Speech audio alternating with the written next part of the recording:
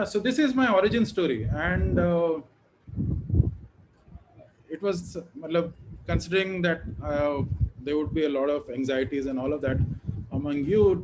Please do remember I was exactly at this stage 20 odd years ago when I had joined the National Institute of Design as a school leavers program entrant, which is essentially the program that you join after your 12th standard. I grew up in a very small town in Orissa, which is called Rourkela, which had this tradition of every year sending people out to various medical colleges and engineering colleges, and some people went to NDA, some people went to the Merchant Navy, some people went to catering colleges, so on and so forth. So I was a very, very weird choice when I decided to go to design school. The choice was either architecture or design. Kind of crept in at some point because one of my very close friends went to NID, and he said you would be an extremely good fit. You can draw, you can create three-dimensional models, and I think you'll like the program there. And it just so happened I sat in with this few number of people that were invited for the test. I got through. I landed myself at NID, and while I was making this presentation, I came across this photograph, and it was a great juxtaposition. 1991 versus what we are talking about, and this whole concept of the future. Believe me, when I went to NIT, I had no inkling of what design was, and my mother actually told me that I was throwing my future away by not pursuing a career in medicine. Believe me, I was not cut out for that, even though half my family were doctors.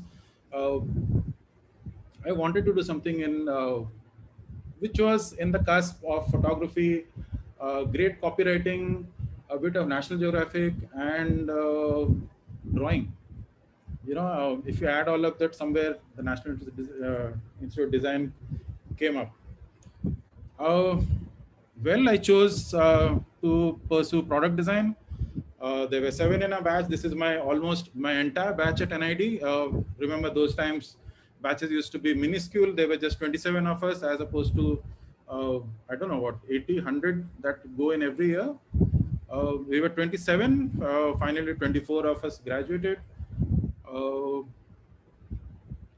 And somewhere that's where this entire presentation kind of develops its context. Because even though I studied product design, the future that I came into, I was doing something else entirely. Continuing on this, this is part of my origin story. I'll spend some 5-10 minutes here just to give you a context as to what I do and how my thoughts and my design philosophy and my work have been framed. So I joined a senior of mine. We used to design retail fixtures, retail spaces, exhibitions with a little bit of product design through in. Those were the early years of retail when brands were beginning to form themselves, and the first concepts of organized retail were beginning to develop. Most of these multinational brands were beginning to come into India, and we were seeing this burst of organized retail, and which was a very, very exciting space for me at that point of time, because I loved space. I loved working in spaces. I loved that I could bring my product design, manufacturing, creativity into space and apply them into areas and concepts that were a culmination of a whole lot of let's say expertises, which were, in my opinion, not straight-jacketed, but something I really loved doing. It wasn't limiting in the sense that I was doing only one thing. I was interacting with graphic designers, with photographers, with electricians, and each day was a new learning. And then I somehow managed, I wouldn't say managed, but I got catapulted through some really freak accident into television sets. It just so happened that one of my seniors used to design sets for, I don't know whether you guys know of him or not, but a lot of seniors if there are any in this group, will remember this gentleman for Siddharth Basu, who used to run television quiz shows on television. And I ended up designing a lot of sets for him. At that point of time, I got drafted into this international reality show called The Amazing Race, which is, if I'm not mistaken, one of the longest running reality shows and a multiple Emmy award winning show on CBS. I was a I started out as an art director on the show. I ended up being one of the production designers. I worked on, I think, 17 seasons, right from 2009, if I'm not mistaken. I traveled all across the world in various countries. It was a great experience. Again, very, very different from what I had originally graduated in my specialization. And while all of this was happening, I was also the creative head for these two very, very unlikely concepts called the Filmfare Awards and the Femina Miss India pageant. Primarily because, not because of the glitz, but because it gave me the opportunity to work on television sets and set design on a very, very large scale.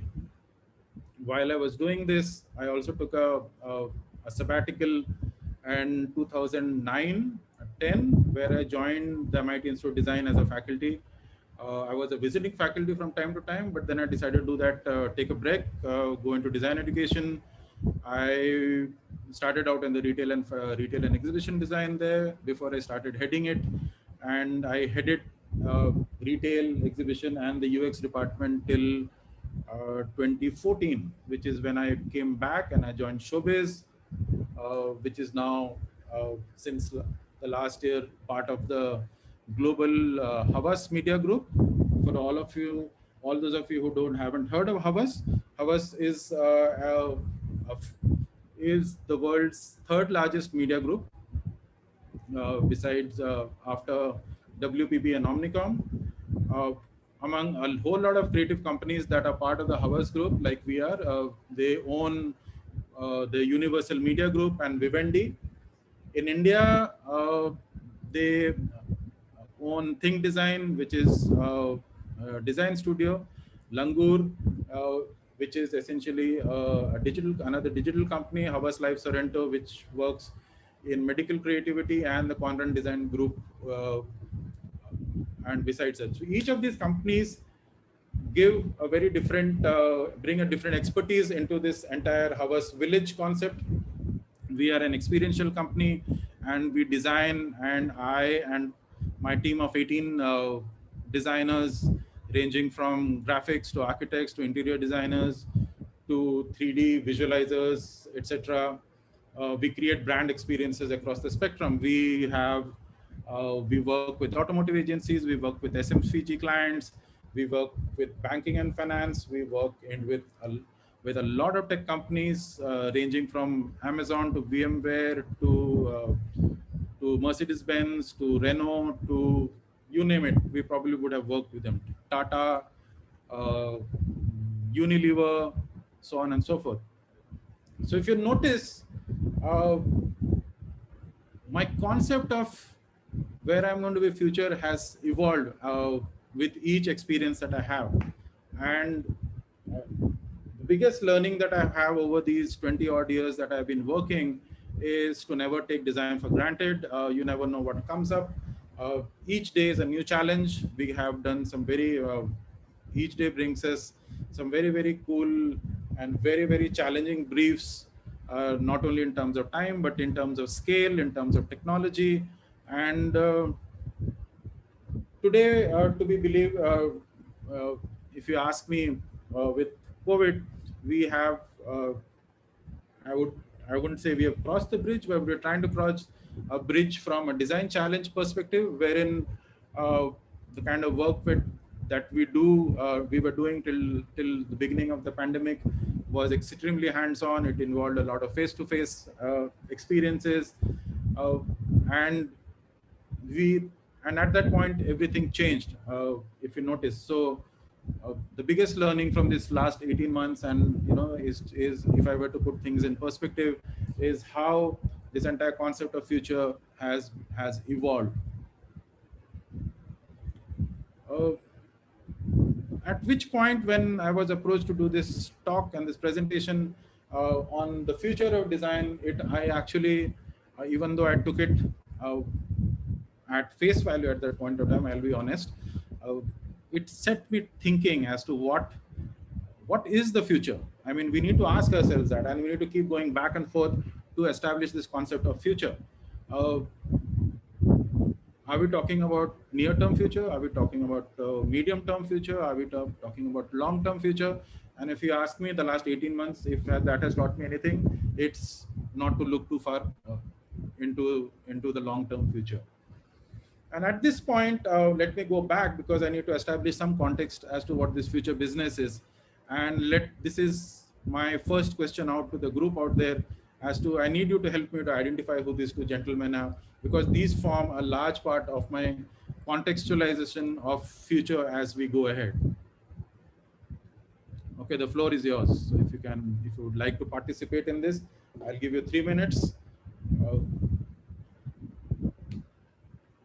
You can put it in the chat if you want.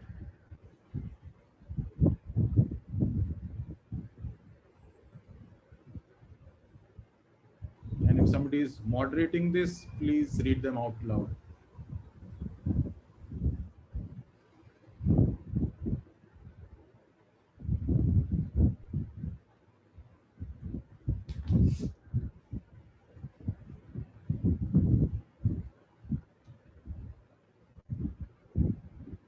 Anyone?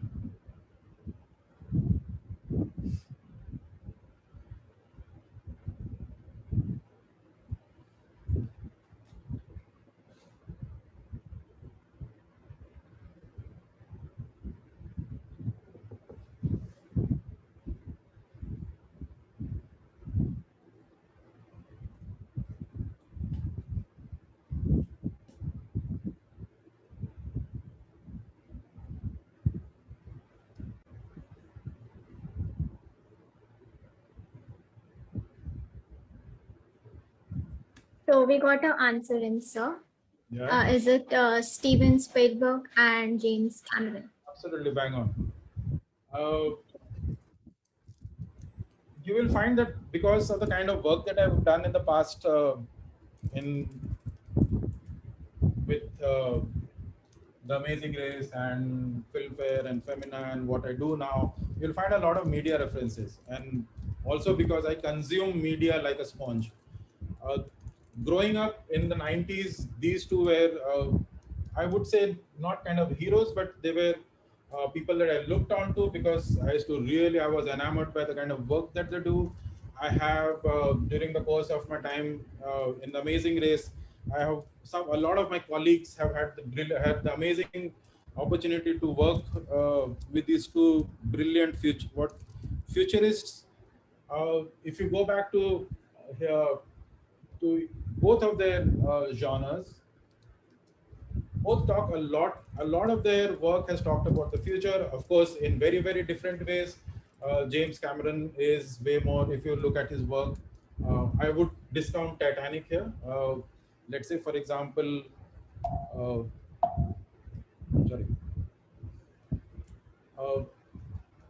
in, let's say, Minority Report from Spielberg and Terminator from James Cameron, you'll realize how different these two directors approach this whole medium of storytelling and narrative and filmmaking. But what I want to do, bring about here is this. While Terminator, I remember I was in school when this film came about, and this was like really, really talked about cinema then. Those were the times of VCRs. You remember? I don't know whether a lot of you guys know that, but there used to be this concept called a VCR, which was essentially this giant box which had a spool, almost like a cassette recorder, like an oversized cassette recorder that you would insert into this clunky old machine that would then play back uh, video signals. So, but what I would like to focus here is in 2000, in 1984 when Terminator came out, it talked about a lot of the concepts that we see today. Things like drones, things like non-human technology, and by non-human technology, I don't mean just robots, but also things like uh,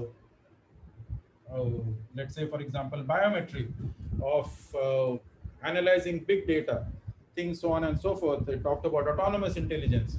While if we cut to Minority Report, which came out in 2002, it talked about how you use big data and touch technology and gesture control to identify things that would happen in the future, very much like uh, how Netflix works today.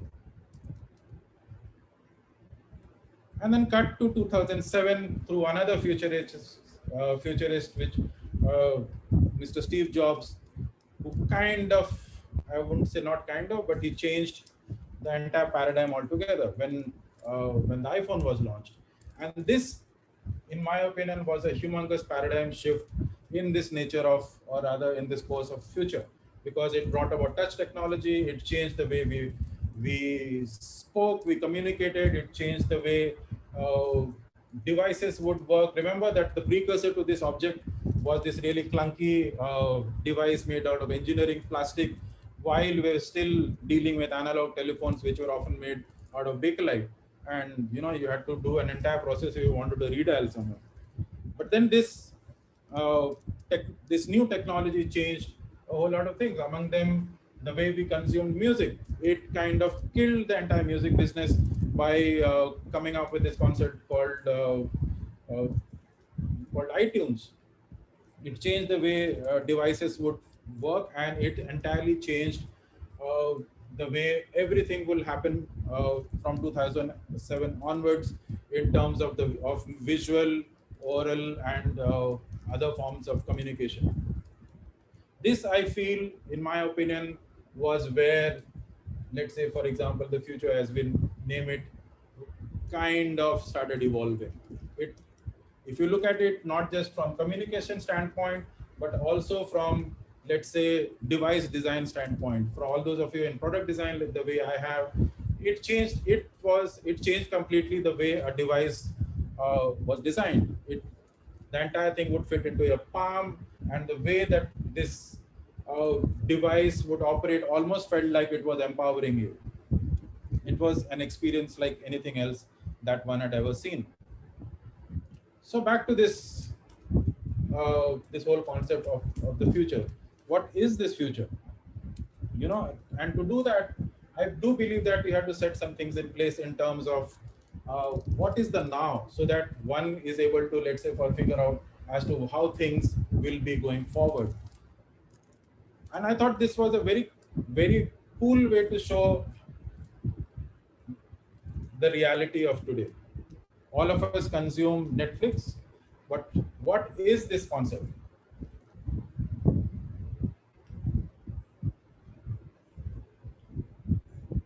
Just a second.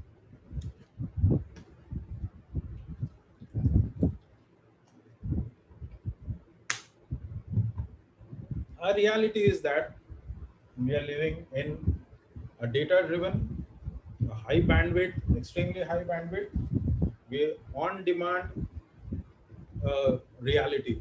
Where things can be modulated, tailored, tinkered to exactly what you would need or what you would want. We live in a reality where the product is often a software, or it's a nebulous thing called an app in that doesn't at times doesn't need a hardware, or at times it does need a hardware, but the hardware is often subliminal. It's there to just convey this concept of something. It's intuitive. It's oftentimes simple. It's pleasurable. It's emotional. Uh, but all of this is happening at extremely high speeds. This wouldn't have been even conceived of in 2000 or in 1994 when I was at NIT. Absolutely no way. I mean, a lot of these things were talked about in terms of, let's say, in almost Isaac Asimovian discussions as to, you could do this, you could do that. But to have this kind of a reality in such a short span of time was almost inconceivable. So let this be the context going forward, right? So I did some deep digging in terms of, it also set a lot of things rolling for me as well in terms of how do I place myself in the reality of 2021 and how things will evolve going forward. I am a practitioner of design. We deal with clients from day to day. We deal with challenging briefs on a day-to-day basis. We work with various brand concepts on a daily basis. And to be very honest, it seems like, till at least the beginning of 2018, that a lot of things will remain the way they would have had the COVID not happened. What COVID actually did was it accelerated the future way faster than any of us could have anticipated in design terms. And overnight, we had to change the way we thought. We had to evolve our entire design process. We had to tinker or re-evolve our entire creative process. We had to relook our design deliveries. We had to relook the way our end solutions would be. We had to, and we were surprised with what we came up with. And we were even more surprised that they actually worked. So that span of 1.5 years has kind of developed some new thinking among us at Shobiz Havas. That has developed a whole new way of, let's say, addressing things personally. So a lot of these 5, let's say, chapters that will come up now are like a kind of creative thinking, so to speak, in the last 18 months. The first being, good design will be good business. And this is not something new. We always have to remember that design, while it being a creative activity at its core, it is a commercial activity. Design always has an end commercial goal in mind. Let's say, for example, forget all of the things that it has to fulfill emotional needs and it has to fulfill sustainability needs and so on and so forth. Those, I will set them aside. I will set them aside because those are things that are defined, as designers and as part of the design process and the way we address design. So I'm not going to go into that. What I'm going to go into is into a divergent road as to how and what design intents will behave in the near future. So coming back to this, we have, let's say, for example, as creatives, we always have this ongoing battle with another department within creative agencies, which are called client servicing and business development and all of that. And they're there practically because of this purpose, because design is actually business. And this is not something new, because if you design something great, then it sells well. Look at any product that you would have interacted with, or any brand that you would have interacted with. Most of them are successful because they're essentially great brands that have great products and great services. And because those great brands and great services have been designed very well, whether it's a product or whether it's a service, or whether it's an app, or whether it's software, or it's a hardware, or if it's a phone, or if it's a pen, whatever you name it, right? Which is why some brands work very well, some brands don't. And this concept isn't entirely new. So what you see on my screen here is actually a letter that was written by Thomas Watson, who was the CEO and president of IBM way back in 1957. And this is not my quote. So this quote is something that we grew up as part of our design studies, wherein as part of design history, I had researched IBM as a design leader among corporates. And this was a thought by Thomas Watson as head of an enterprise. He thought he had identified very early that the design process looks at things differently, and therefore, if an enterprise inducted or inculcated design thinking among its entire let's say human resource, it would lift the way the entire company would think, behave, operate, so on and so forth. And to do that at that point of time, which was unprecedented, and I still think it was one of the boldest moves ever in design history, when he called on the likes of Charles and Ray Eames and Paul Rand, etc., to help develop IBM's entire ethos of how they interacted with design to develop and produce great products. And we need to be very mindful of this, and this will never go away. And this, as I'll be honest with you, as a design student, we had a whole lot of very utopian, rose-tinted view of design, that that we live in a perfect world where you do great design. And it's only when we came out and started interacting with the industry in our internship, then we realized that okay, this is an entirely new business, or an entirely different thing altogether, in which it would invariably a huge eye opener, and it would put things in place. We will come back very chastised, and believe me, it would be a very humbling experience, because you will realize that there were an entire world out there who would put you in place. In a design perspective, you realize that you would learn a lot from people on the shop floor. You would learn a lot from people in accounting, who would tell you how a product or a service or a design could be value engineered. We learned a lot from printers, and overall, this entire business of the design business was something that that was one key thing that I remembered going forward.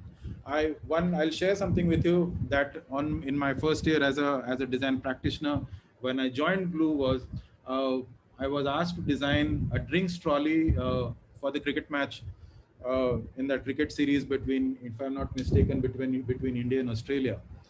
And I designed something which looked extremely great on paper. It looked great on a render. I was extremely happy with it. And when we sent it to produce, I came to office that week with this really, great grin on my face, only to have my boss come down on me, screaming, because my design didn't factor in that it would take approximately 800 weld joints. And for all of you doing product design, I hope you understand that what that means. That means that my design was so complicated that while it looked great on paper and great on render, that would need probably 1,200 different parts that would have to be welded together,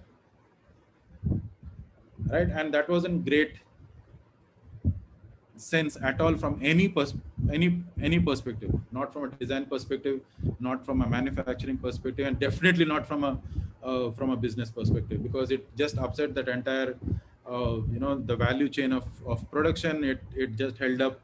It was too complicated to make. We wouldn't have managed to finish it in the time that it needed to be built so that it could enter the stadium on time, and so on and so forth. So that was a learning going forward. So each time that I as a creative director, when I interact with my team of designers, while it's very, very important to have a great design that's aesthetically and visually pleasing, it's also, one also has to keep in mind if at all it can be manufactured in the right way, because somewhere design does cost money. uh,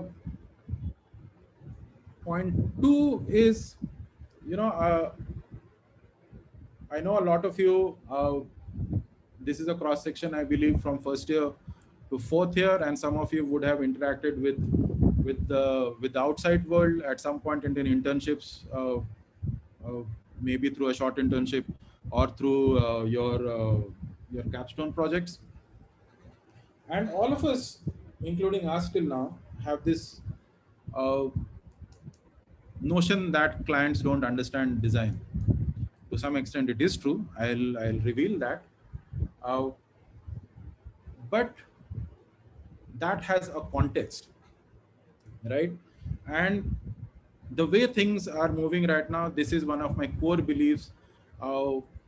Over extended interactions with clients, that design will become important to every company. And by every company, I just don't mean tech companies, I mean engineering companies, I mean manufacturing industry, I mean automotive, everybody, and not just from an aesthetic sense. Please, and remember that when I say design, I don't always mean graphic design or product design, uh, and that is something that I will come at a later point in this presentation. We live, like I said, in that context a couple of slides ago, that we are a new reality of data. We are in a new reality of mobile devices. We are in a new reality of high speed, of extreme high bandwidths, of cloud, of social media. So the larger industry, and I mean industries, had to recalibrate the way it approached, or it approached audiences and customers, right? Uh, for many, very, very many years, the concept of design was making cool products. It meant cool graphics, it meant cool logos, it meant great looking cars. Not anymore. It had a unidirectional way of being presented to customers. But this entire concept of data, this entire concept of mobile, and the entire concept of social media has made companies reevaluate this concept of design. Uh, Not just from delivery standpoint, but also from a thought standpoint. Uh, what I said in the last uh, slide about Thomas Watson uh, evoking the concept of design thinking among IBM.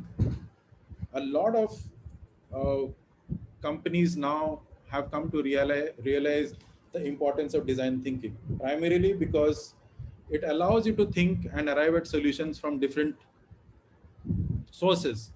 It allows you to uh, think, or rather, I would say, engage with customers and audiences from, let's say, perspectives of empathy, from perspectives of, let's say, for example, tolerances of failure. They've come to realize that the emotional resonance of products and services, of a value proposition, is as important as the way a product of a service looks. And that is a huge shift that I am seeing uh, in the last 2 years, and it also has a lot to do as to how society has evolved in these last 2 or 3 years, with concepts like inclusivity, with concepts like diversity, like concepts like for example, what do you call it, uh, simply put, how you present yourself in as, let's say, for example, empathetic to individual groups needs or groups wants, or a lot of times even politics of the day. And therefore this is one of my beliefs as to how design thinking will be cemented in corporate cultures. And what I see is, or what I believe is a great way forward for us designers. What I also think is, let's say, for example, in this concept, in this world of inclusion, in this concept of diversity, etc., one also has to, companies have also realized now that, a straightforward design does not cut it anymore, right? Because uh, data has allowed us to put audiences into various packets. And by packets, I mean uh, not homogenized, or rather uni-featured entities like it used to be, let's say, for example, 5-10 years ago. You will, sorry, we have come to realize that each customer is different from the other in terms of preferences, in terms of likes and dislikes. And therefore, it has become very, very important for brands and manufacturers and companies to realize that there has to be a supplemental layer to the design to target each of these social groups. This is an example from something that I'm working on recently. This is an exhibition for for Toyota in the upcoming Auto Expo that will happen in 2022. Even though that this is not the final design, because I cannot share that yet. And this is uh, one of our earlier concepts that were modeled for an initial level engagement with the client. What you will see here is a traditional design. This concept of displaying a product over a large extended space. But that is not enough anymore. I mean, 4 years ago, this would have worked. But now, Toyota has realized that just selling an Innova is not enough. It needs to engage customers, different ages of customers, because you have different product offerings for different age and income groups, starting from Glanza all the way to the Innova, to the Fortuner, so on and so forth. So the story here is that Toyota is evolving. And how do you show that story to an audience that may very well possibly be virtual, because we are still not sure as to whether COVID will be settled by the time this thing gets on the ground in February of 2022. So the larger story is of sustainability, because that is something that Toyota is practicing actively in Japan. They have worked very, very deeply with architects, with futurists, with technologists, etc., to come up with product lines that are in resonance with an ever-changing world. They have identified that the internal combustion engine is extremely polluting, and that story has to change. So what is this? So how do we bring about that story in an exhibition space? Remember that exhibitions are temporary. This will be there for all of 6 days, after which the entire thing will be dismantled, almost 80% of which will be trashed, and therefore completely unsustainable, right? So one of our concepts was, why can't this exhibition booth or pavilion generates its own energy, right? Without actually telling the visitor that it actually does, that each time that you walk on these specially designed floor panels, you're actually charging, or you're generating energy here. So these were one of the few stories that we are building into the narrative. So these are the supplemental layers that I'm talking about. when it comes to delivering a design these days, that it's just not enough to create a straightforward design. Now you have to remember that uh, this kind of an exhibition is actually a B2B exhibition, or rather business to business exhibition for most parts of the week.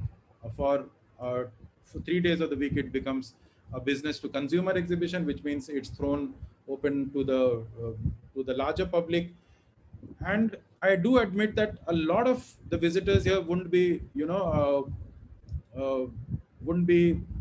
I would say, mindful of that fact that this entire concept of sustainability has been built into this entire exhibition, starting from the choice of materials to things that are happening in terms of engagements, to the things that you do unsubconsciously or unconsciously as a visitor to the brand space, to the kind of stories that you are watching on screens.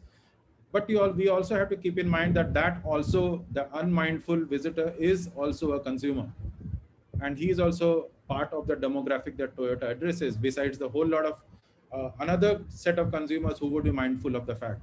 But the attempt is to bring all of them into the fold. And there are a whole lot of other narratives and experience that have been built into this. This is just 1/4 of the space that I'm revealing to you now. I do hope that you will be able to catch it either in person in February 22 in Delhi when this happens next year, or if not, if pandemic is still out there to get us, we are creating a virtual model which will be far more detailed, with far greater, because virtual allows us to do that, in-person experiences with products by the time February comes.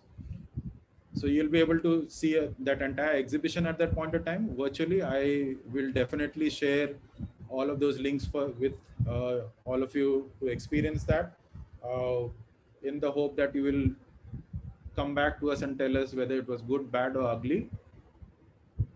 Moving on.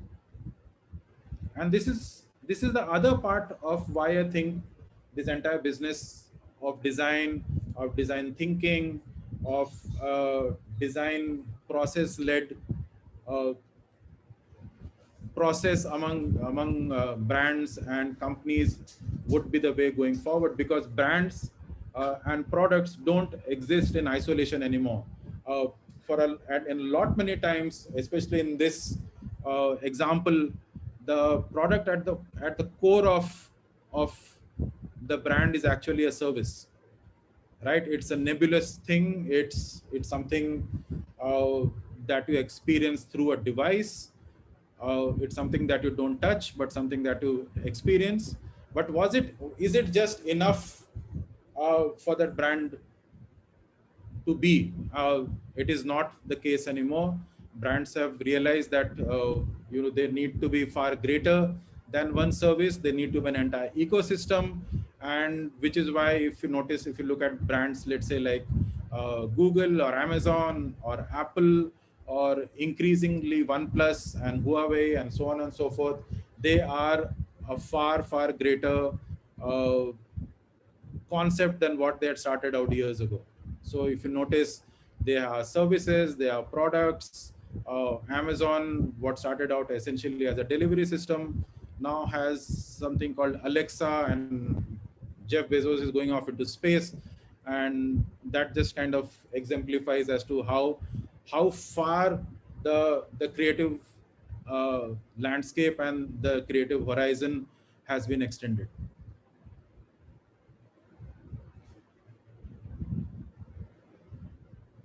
And that has led me to believe that this entire design process will need to be tinkered. And when I say tinkered, I would like to emphasize that I do not mean retooled, which kind of means overhauled. What I would like to emphasize here is, while the design process works to a very large degree, we also have to keep in mind and put the context as to what times the design process was developed, and the kind of processes and manufacturing, etc., that it catered to. And with the concept of data and this entire process now has to have a little bit of, let's say, a little bit of a tune-up, right?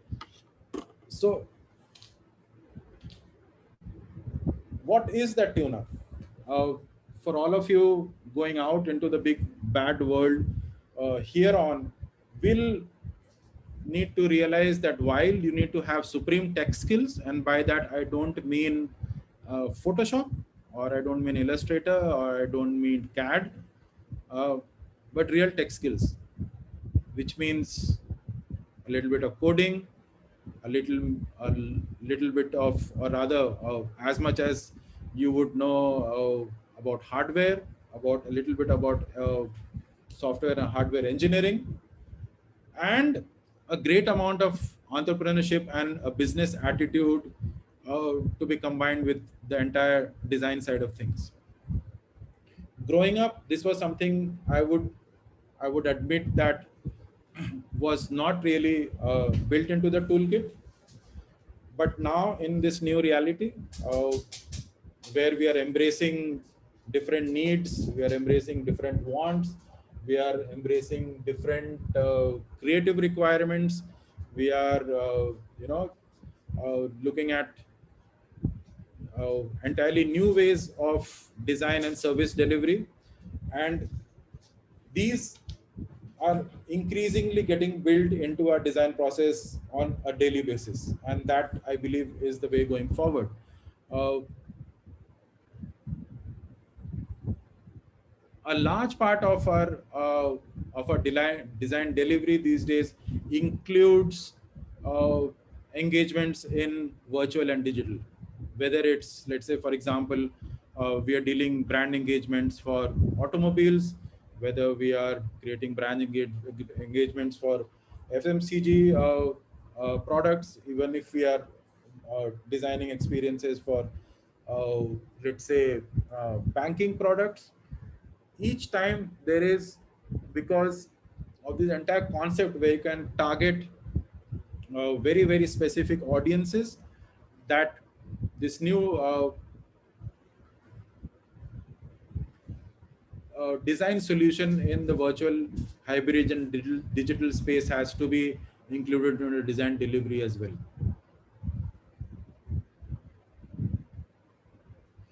Which brings us to this. Uh, I've grown tired of clients telling me, think out of the box. I would actually love to tell clients to give me a brief which does not include that phrase. And because of tech, and because of data, and because of social, and because of device, and because of all these things, we are now, I would say, to add to that permission to play outside the sandbox, but rather we have been forced to play outside and think outside of the sandbox. We are being forced to break stereotypes. We are having to, like I said in my last slide, having to uh, rejig the design process. It has also led us to disrupt our way of thinking, disrupt the way we approach design solutions. Uh, we have we have found solutions from the most unlikeliest of uh, people or resources, or we have found solutions from, let's say, we have found that an automobile solution brief has solution has come from graphic design, and not necessarily from an interior designer or a spatial designer or an architect, as the brief would have dictated in normal times.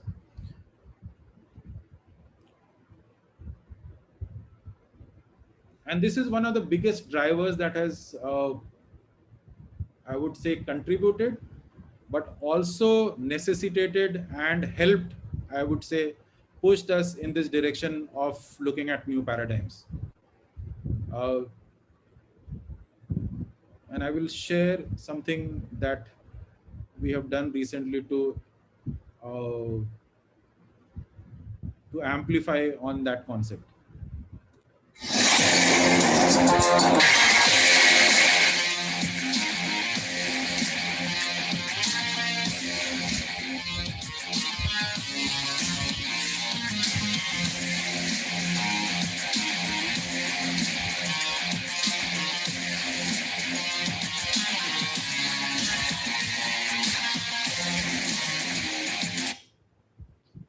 Uh, okay, so this is like a very small part of a much larger uh, brand AV that we created for one of our clients right at the beginning of the pandemic. So when the pandemic hit us, it kind of disrupted our entire process, because all of a sudden we didn't know what to do, because brands didn't know what to do, clients didn't know what to do.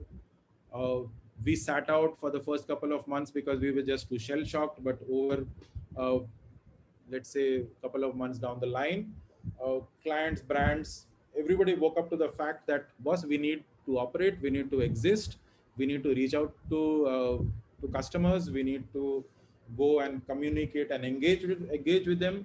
uh, but we can't do that like the way we used to, because there is this new challenge that we have on our hands. uh, so we came up with this concept that uh, if we can't engage in person, in reality, face to face, are we able to do that virtually? uh, there's no stopping us, so long as somebody has decent bandwidth and somebody has a device, whether it's a mobile phone, whether it's a laptop or a computer, that's more than enough. So we started creating virtual scenarios. What it did was, so therefore, now you see how it's, this entire pandemic has forced us to rethink and retool our entire design process, because the normal design process does not work anymore, in the sense that while it worked in what was happening inside environments, but I had an entire design process to figure out as to how we can reach audiences without them having to meet us in person. And while this was happening, remember that a whole lot of clients, some of the work that I'll share with you right now, are who are in various geographies. This particular project was done for a client in the Philippines, uh, which is essentially one of the largest, uh, what do you call it, conferences of physicians in Southeast Asia, right? So now geography not being a barrier, uh, a whole, let's say, bouquet of design opportunities open up to you. So we created entire virtual worlds, and we had great fun with it. We created anything and everything. Basically what happened was, I had an entire team of designers who had nothing to do, and because frankly briefs had stopped, uh, we got tired of sitting and doing nothing. How much Netflix can you watch? We had watched reruns of reruns. I for myself must have watched Narcos at least 5 times till it was coming out of my ears, and I had a fidgety team on my hands. So while addressing this brief, we realized that it was set in Manila and all of that, but it kind of opened up this entire world of possibilities to us, that an engagement can happen anywhere. It can happen in space or for lack of space, uh, so long as you could design an engagement that the brand wanted you to, right? Which leads me to my next example.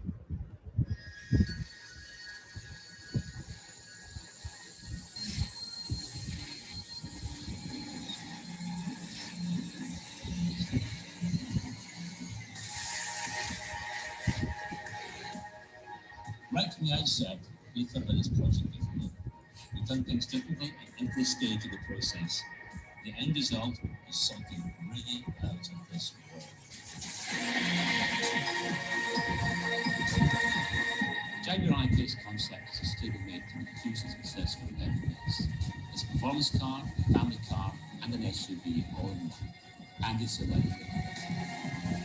This car is a natural evolution for Jaguar. It's bold, it's different, still unmistakably Chinese. It's pretty cool. You like that? I like the run.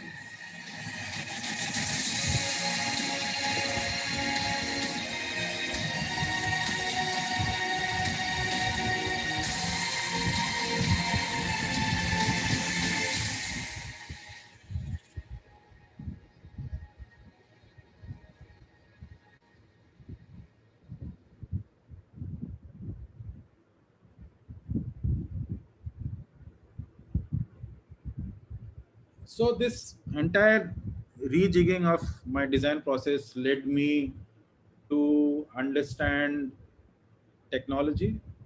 It it developed my editing skills. It I learned uh, a little bit of the filming process. I was anyway doing that on the race and uh, other television shows that I was helping create. Uh, it helped me understand, or rather develop my animation skills. It helped me create things for virtual. It helped me visualize. It forced us to design things for spaces that aren't actually there. uh, and with all of these new skills, we added all of these uh, skills and resources and technologies in house, wherein now we can create entire virtual experiences, right from let's say green screens to uh, virtual brand engagements, right from our offices in Worli. We have now added editors. We have now added more animators. We've cinematographers, photographers, etc. into our into the entire design team that we have. And what was earlier a very on-ground experience is now a very virtual. And as the COVID situation is improving, getting better and getting bad with each day, we decide whether it's going to be a hybrid experience or whether it's going to be a completely virtual experience. A hybrid experience would mean something that is part reality and most of it is virtual. Like the example that you see is actually a hybrid experience where you have a lot of people in person in engaging with a product on a virtual scale. Uh, I work a lot with OnePlus. I'm 100% sure a lot of you are OnePlus consumers. OnePlus is one of my favorite brands that I work with. Uh, it's it's a Chinese brand. Their outlook is extremely futuristic. They pride themselves on being called the Apple of China, and they have done extremely well from every perspective, whether it's design, whether it's the quality of the product, whether it's the product experience, whether it's the retail experience, etc. The new reality today is that in lot many times the object has no significance, and the mobile phone is a perfect example of that. What started as a communication tool 15 years ago, or maybe 18 years ago, is no more the case. We use it for everything else, uh, probably more than we speak or communicate in it. We are communicating, but in very different ways. We are communicating through Instagram, but through a device, right? We are communicating through LinkedIn, but through a device. And one of the best, uh, one of the OnePlus the last launch line itself kind of set this thought rolling in my head as to how objects are way less important than the services that they allow you to access. Is when OnePlus was launching the 9 series, the key point of communication was was the camera, where they are tied up with Hasselblad. The conversation was no more about whether you can speak through a phone, whether uh, you talk to someone, whether you message someone. It was no more about communication in the real sense, but it was about the camera. right? So now, what was essentially a communication device is now everything but a communication device. I'm not saying that we have stopped communicating through it. I'm saying we are communicating in way different ways than we had originally thought of. Each of those, let's say, for example, delivery systems that Instagram is, or LinkedIn is, or any of these apps are essentially communication delivery tools. We are communicating in different ways through them. It's no more important that that particular device delivery uh, be the primary, let's say, designed object, but rather there is a whole lot of things that are being, it's the sum, or rather it's the sum total of an entire design process, because it's from what maybe 20 years ago was just a team of product designers, but it's now an entire team of, let's say, product designers, hardware designers, software designers, camera designers, lens designers, communication designers, motion graphics designers, that are now developing an entire product. And this is one of the examples that in that direction. So while what you see here is a space, this is a brand space that we developed for a Japanese American company called Entity Data. They are a data analytics and tech consultancy company based out of Bangalore in India. So they came to us with a very, very, I would say, straightforward brief. They wanted us to design the brand space, as simple as that.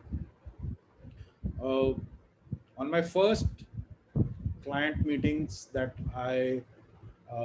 among the numerous that I had in Bangalore, when they took us through their existing premises in Whitefield, one of the things that two things that I saw, which really kind of set the ball rolling towards this entire design solution that we created for them. One was a racing suit, which was displayed in this glass box. Almost, it was in a corner. It didn't. If you pass through it, you wouldn't probably, look at it twice. And just out of curiosity, I asked them what that was about. And they told me this entire story as to how NTT is one of the primary sponsors of the NASCAR rally that happens in the United States. Okay, it's one of the premier, if not the automotive event in the US. And NTT does the entire data handling processes of that event. The second thing that I saw there was a golf club, wherein they told me that they are also the data team and the primary sponsors for the Augusta Masters, which is like, I don't know, the World Cup of golf in roughly put.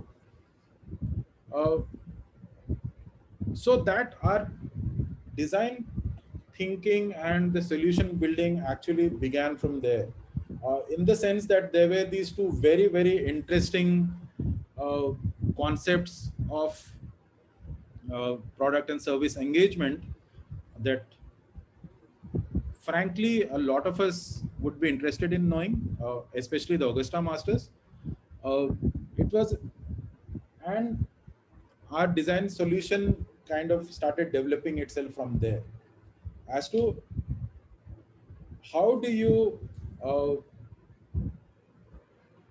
allow a visitor to this space to understand how data did what it did in each of these sectors that entity consulted in, right from oil to engineering to aviation to sports, etc., etc. So the solution that we created for them was almost like a choreography. So we divided that entire visit into these 5 key, let's say, experiences or encounters wherein you would arrive at the facility, you would be introduced to entity, and introduce would introduce itself back to you. It would orient your visit, and it would motivate your entire experience to engage with entity as a consultant. So this is what finally was designed. So if you notice, that was that very incurious racing suit that you had. But what actually happened was behind the scenes. What it did was, no visit to this place was ever a chance visit. It was always a predetermined visit, right? So the solution that we created was a customized, tailored customer experience. So the entire facility would orient its way, or orient its, let's say, for example, its services and its solutions and its examples according to you. It would personalize by itself. So let's say, for example, if you are in aviation, your entire experience here would be tailored to aviation. It will not confuse you with, let's say, for example, or rather bombard with you with data that you didn't want. It will not throw out content at you that had no relevance. It would not throw out, audio visuals of projects that entity has done in, let's say, oil, when you are here to start a new airline, for example. So everything that is happening here is behind the scenes. Everything that is happening here has been designed to, let's say, for example, using data to create a personalized experience to an individual and his, let's say, for example, his preferred area of consultancy that he would like to engage entity with.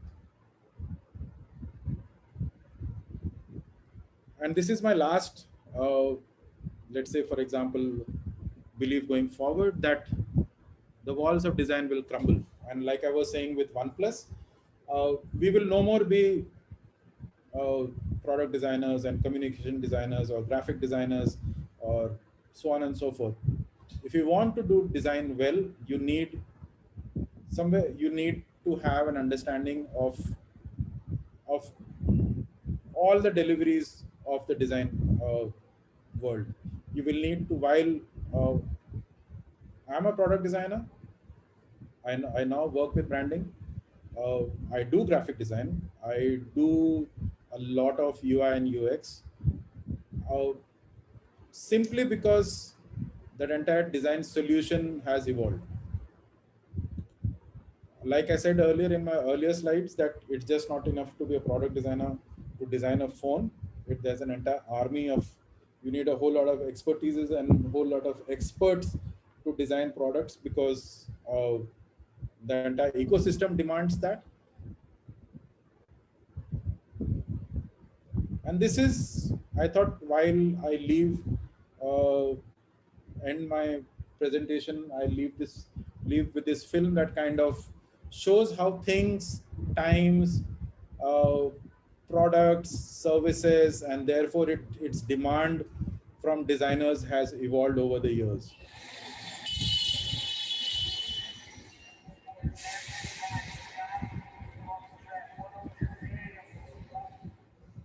The introduction of mobile phones changed all of our lives, and so did mobile displays. And as display technology evolved, new possibilities were created. You felt the rush of interactivity and instant engagement. Mobile displays became more than just pixels. They were portals through which we could capture new experiences and relive memories.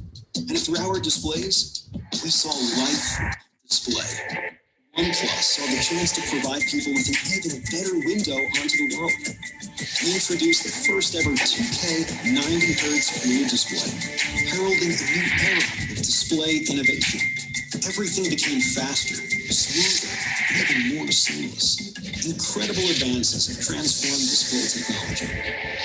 What will the future hold for us? Introducing OnePlus 9 Pro with Fluid Display 2.0. It's time to take the next giant leap forward. Full disclosure, I'm not plugging OnePlus, but I borrowed this because they happen to be great clients, and they also happen to be great friends and great people to work with. So this is where I end. I will throw the floor to questions, queries, whatever. I'm always happy to talk. Great, sir. Now we will have the Q&A session. Just put your questions in the chat box and I will read them to you, sir.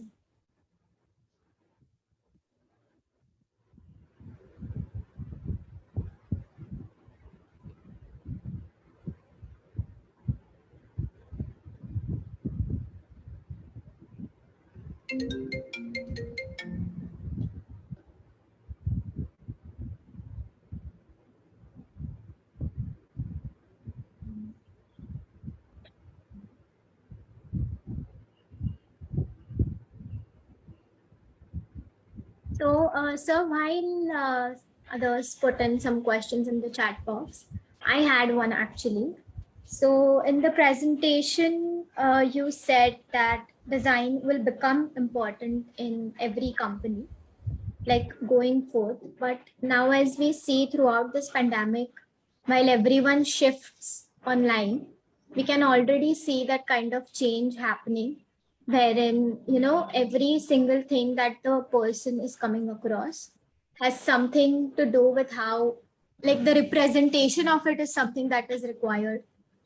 So I had a question as to how moving forward we should make it such that the attention span, as well as the design, as well as the, you know, importance of the content remains in a well-balanced design.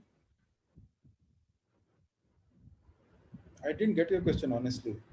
So, like, you're saying that in design will become important in every aspect, right? So how do we maintain, like, what kind of a suggestion can you give to maintain the importance of the content that we want to put forth, while also keeping the attention span of people in mind and the design? How do we keep all that in loop to create something that is, you know, something that the consumer as well as the company can benefit from? So two things here. You'll have to keep in mind that good content will always be good content. If your content is not good, if it's not great, and given the extremely short attention spans that we have these days, the user will switch off within seconds. Yes. So it becomes imperative that your content is great. There is no amount of great looking design can ever compensate for great content. Which means the content has to be thought through. It has to go through all the checks that it possibly can. It needs to tick all the boxes of your design brief. And by content, I hope I am understanding concept, right? So, but that said, a great concept will also need a great visualization and communication to give justice to that. It also does not work if you have a great concept or great content, but you have not presented it well. So it becomes imperative. So the better your design skills are, and believe me, I get a lot of work from design students who send portfolios, and from people who want to apply for jobs, or people who want to collaborate with us. We get great looking portfolios. By great looking, I mean great looking, right? But if you were to actually sift through the details, a lot of times you realize that, you know, that what you're seeing on slides will not often stand the test of scrutiny. Why? Because it hasn't really been thought through. And so, therefore, it's always good, or rather it's imperative to have great concept, a great narrative, or in your words, great content, but it's also equally important to have great communication. Now that communication could be graphic design, it could be verbal, it could be a film, it could be an animation. The communication tool can vary. I hope that addresses your question. Yes, yes. So we have another question coming from Nachiket, year one. If a designer thinks or works on a very high level, but the client demands very basic projects, does this affect the whole design future and design thinking? A, you'll have to define what high level is, and then B, you also need to define what design future and design thinking is. It, are you talking the design future in personal terms? Yes, sir. Sir, like about the whole thing. Sir, so my question was that if a designer is set on a example, designer is set on a level A, and the client asks for level like very low level project. So if this is like degrading stuff or means See, we face that on a day-to-day basis. And like I said earlier in my presentation, there are contexts to that, right? And there could be a whole lot of them. Lot of times, maybe the client doesn't have a great understanding of his own brand, maybe because he's new, maybe because in a rush, maybe he has too many things on his head. He needs something put out in the market in double quick time because he forgot his deadlines. There could be any number of reasons, or maybe he's just not interested. He just wants to put something out because that is a checklist in his Excel sheet, right? And like all creators, we have huge egos, right? We think our design is the best, and we think that maybe he could have done this better, where a whole, so there are steps to that, right? Like for example, it becomes extremely imperative for people, for designers, when they engage with clients, to also educate them as you go along. But it's also important to understand the value of business that he's bringing in and what he's expecting at that point of time. So while I do understand your concern, because we live it on a daily, weekly basis, but we do understand that while we go back with solutions, we also have, let's say, for example, we have a design A which addresses his immediate need. But we also have a design that tells him that this is the way forward, which is based on long-term strategy, which is based on critical thinking, which is based through an extensive research and design process.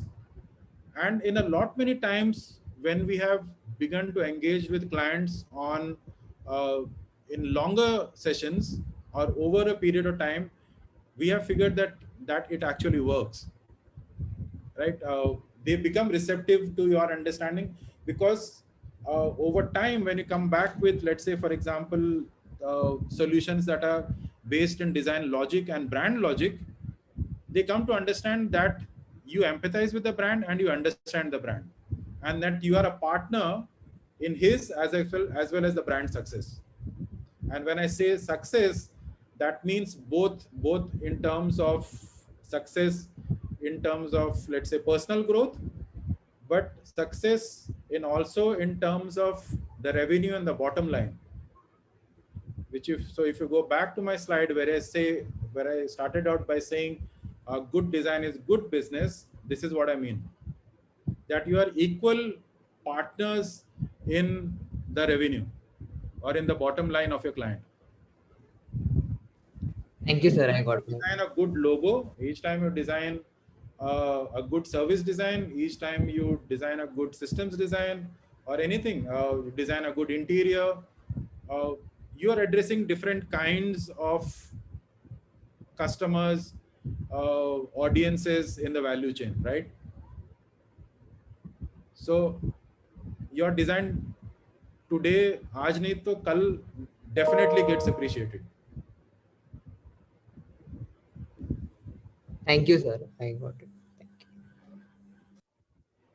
Thank you, Nachiket. So, sir, we have that balance. I have learned at my peril the complete non-value of design arrogance. So we have another question from Manisha ma'am. How do you see the role of VR evolving in brand experiences in spite of the prohibitive costs? To be honest, two things. The cost is not prohibitive anymore because you have something like Google Cardboard, which is very, very inexpensive. So that addresses the cost factor. But in terms of design solution and delivery, VR will be, I wouldn't say the way forward, but a huge component of the way forward. Because what the virtual has, this pandemic has shown us that VR is an extremely not only just strategic, but also in terms of touch, feel, experience. It allows you a whole lot of possibilities. You can experience entire right from, let's say, for example, we've created an entire VR experience of a car assembly for Skoda, right? For their dealerships or their for the service personnel. That is a technical engagement. But we've also created VR engagements, let's say for brands like Mercedes for new product launches. We've created VR experiences for in the education sector. Like I really would have liked to show you that project, but there is still a whole lot of NDA involved with, because the government and the Ministry of Science and Technology and all of this people are involved. So it will get rolling in a couple of months' time, and I would love to share that project with you. We're using VR very, very inexpensive with headsets, Google Cardboard essentially, to enhance distance learning for tier 2 and tier 3 cities, to people who have dropped out of schools but would like to undergo science and math education, so that it helps them upskill and be absorbed into the Tata's various businesses. So ma'am is asking, what were the devices deployed in these projects? Devices in each, you would have to probably amplify that question a little bit. What I mean Manisha? is, were they cardboard devices, or did you have other HMDs also? Actually, they were cardboard devices. In a lot many cases, they were Oculus, which is Oculus because we do have a huge inventory of Oculuses in-house, so we were able to give them to clients. But that hardware delivery also works differently for various kind of clients and different kinds of, obviously because it varies with budget, and also for different kind of projects. So for this this learning project that I was doing with the Education and Science and Technology Ministry and the Tatas, because we were looking at people below a certain income level, it was mostly Google Cardboard. But for Skoda, it was Oculus. Because for two reasons. A, the solution at the end of that project were very different. While the Skoda project involved a whole lot of visual finesse, because a lot of it was extremely technical and animated and so on and so forth. And so therefore, and because we also had access to better bandwidths as opposed to the upskilling project. So therefore, the two kinds of devices in each of these projects. Yeah, thank you. I think we deploy with Google Cardboard, and there is a lot of possibilities in that low-end device as well. And that's good to know. Thank you. And because of the large, in the last 18 months, the kind of the usage that this entire technology has thrown up, I do believe that the cost of each of these products will come down, not drastically, but at least considerably going forward, given that we have found value in that.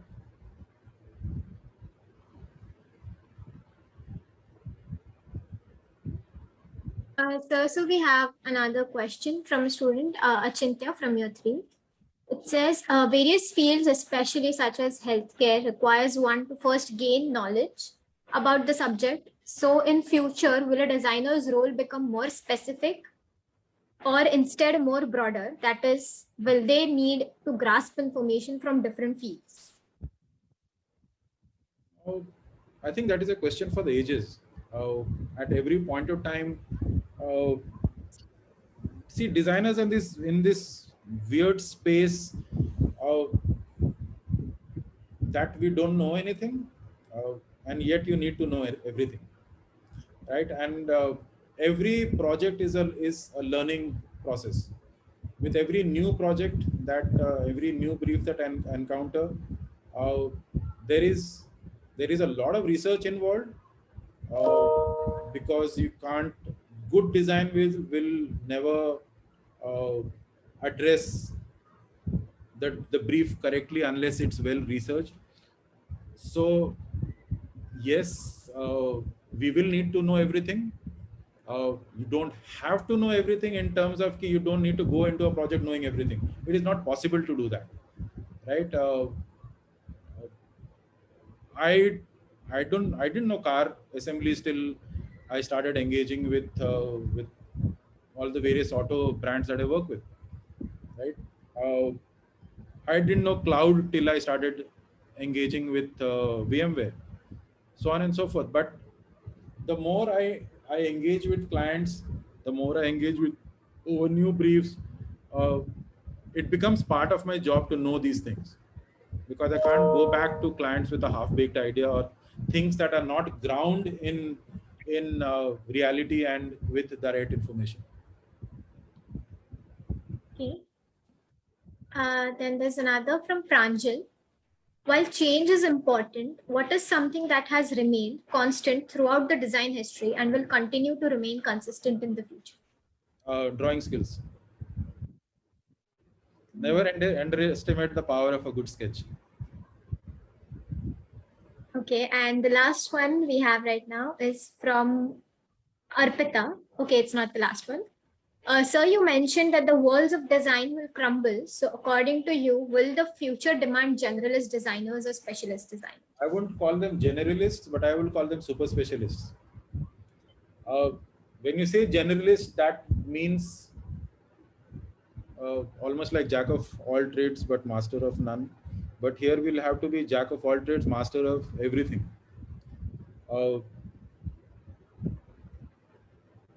I've had colleagues who work, they're product designers and they are proudly continuing to be product designers. So while on a particular day they're designing housing for, let's say, Excite batteries, but a couple of days down the week they're designing very, very high precision surgical tools, right? So they are able to handle, and this is also part of the addresses part of the previous question, right? Two very different skills, two very different briefs, two absolutely different industries, and they wouldn't have been able to do great design unless they kind of immerse themselves into that particular brief and into that particular field, underwent first-hand experiences as to how we interacted with these products, both as consumers, as retailers, etc., from every perspective, and to be able to design something that was good, right? And that way, I would like to disagree with the generalist term, that we will need to, like I said, undergo a very thorough research process, immerse ourselves into the subject to be able to come up and address briefs with meaningful design. And that in fact would stand true for every kind of design that you do. Okay. So there's another question from Path Khare from year 1. Can we say that the field of design is changing from product, furniture, transportation design, etc., to actually interaction design overall? like interaction of user with products, screens, or services, where a designer is maybe designing a bigger chunk of the system and not just the product? To a lot extent, yes. If you would have heard this largely used term these days called the experience, right? And not to say that, you know, till now we were not experiencing or we were not engaging. We just didn't have a term for it, right? Products, services, no design exists in isolation. There's always a context around it. There's always an interactive cloud around it in terms of surroundings, in terms of experiences. Simply put, in the context that it is in let's say in time, space, usability, etc., etc. It's just that right now we are able to come up with very specific titles for it, whether you call it interactive, whether you call it engagement, whether you call it experience. It kind of means the same thing. Okay. And the last question for the session. So, sir, you talked about good design being a good business, but because of the state of things today, the uncertainty in our lives has multiplied a lot. As designers and leaders, how can we navigate this area? Oh, okay.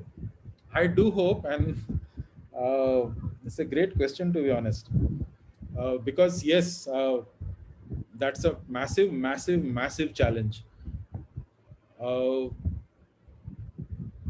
COVID actually has upset the apple cart in good ways, bad ways. In the good ways, I told you a little while ago as to how it has forced us to reassess, to reevaluate, come up with new ways of designing things and experiences. And therefore, it has started demanding new skills out of us. It has also started demanding a new set of questions from clients. Clients are now beginning to think, will I survive? Right? Because purely because they had a very linear way of operations. They had a very linear way of thinking, of delivery, etc., etc. And now this is forcing them to think things from various different perspectives. And similarly, as designers, we will also have to do the same. Yes, the challenge does exist, but thankfully, because of technology, a lot of sectors are beginning to open up, and in fact, they're flourishing. Right? There will be some areas that will still need some handholding. It'll still take them some time because of cost, because of access to technology, etc., etc. But it will happen.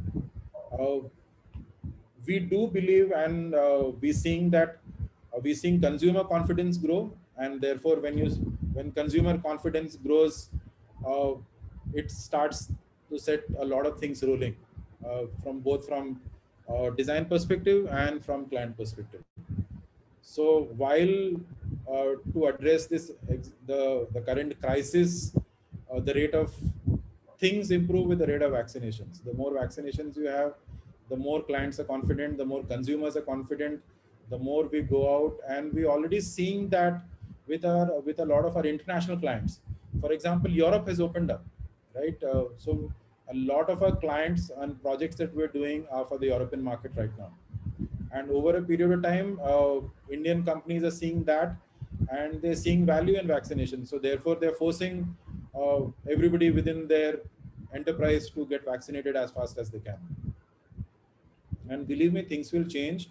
We are a very resilient species. We will figure some things out.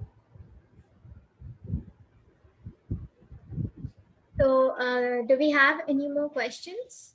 Feel free to put them in the chat.